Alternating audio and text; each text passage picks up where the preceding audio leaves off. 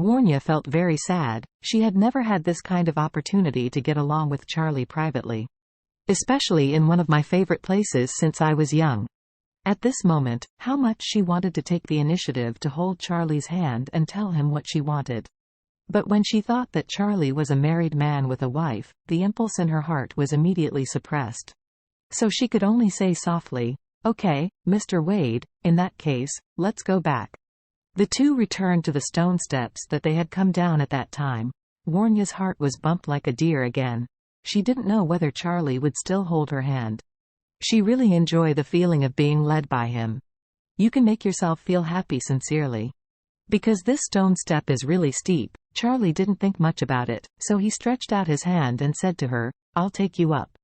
Warnya's heart was filled with the shyness and excitement of the little woman, and she stretched out her hand happily, letting Charlie lead her. As for herself, following Charlie cleverly, she walked up step by step. Back in the car, Warnya's pretty face was still red. Because of nervousness and shyness, her heartbeat was much faster than usual. She started the car in a panic and said to Charlie, "Mr. Wade, I will take you home now." Charlie nodded, and Warnya drove the car back to the road. The car crossed the Yangtze River and came to the door of Thompson Villa. After the car stopped, Charlie said to Warnya, "Thank you for the lift." Warnya said hurriedly, "Mr. Wade, you don't have to be so polite." Charlie said, "Drive slowly on the way back. It is okay." Warnya nodded reluctantly. Seeing that Charlie was about to push the door to get out of the car, her heart moved, and she hurriedly said, "Mr. Wade, wait a moment." Charlie retracted his hand to open the door and asked her, "What's wrong? Is there anything else?" Warnya said shyly, "I still have a gift to give you." Charlie smiled and said, "Today is your birthday, why did you prepare a present for me?" Warnya twisted and said, "It's a rather special gift. In fact, I always wanted to give it to Mr. Wade, but I never had a chance." Charlie nodded and smiled, "Well, then I will thank you first."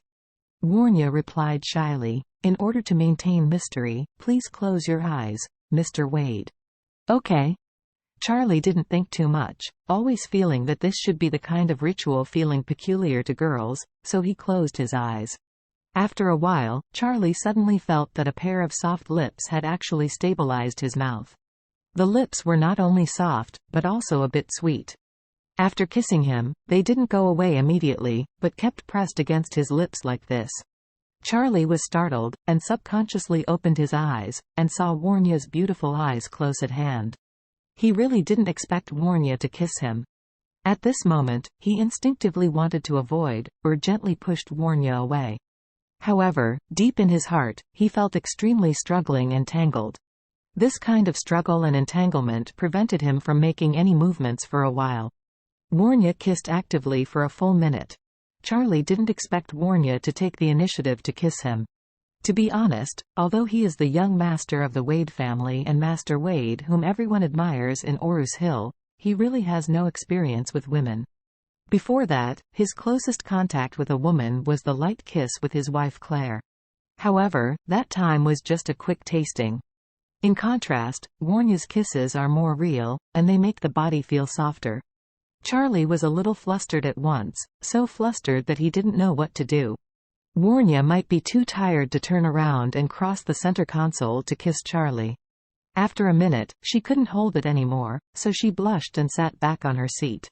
At this time, Warnya's pretty face was already red and could be bleeding. Even the roots of the ears hidden in the blue silk are red. Warnya dared not look at Charlie, but observed at the steering wheel, nervously not knowing what to do. And Charlie also felt nervous. In the car, there was an awkward silence for a while. It was Warnya who broke the silence first. She whispered to Charlie, "Mr. Wade, it was just a momentary excitement. If you are offended, please forgive me." Charlie coughed dryly, and said awkwardly, "This, you and me." Speaking of this, Charlie obviously hesitated. He didn't want to hurt Warnya. Well, and can't bear to hurt her. So, he could only sigh, and said, "Warnya, I'm already married, you know."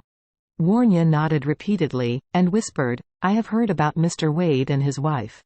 After that, she plucked up the courage to look at Charlie, and said seriously, Mr. Wade, I love you sincerely, and also sincerely wants to be with you. I know that Mr. Wade has been married.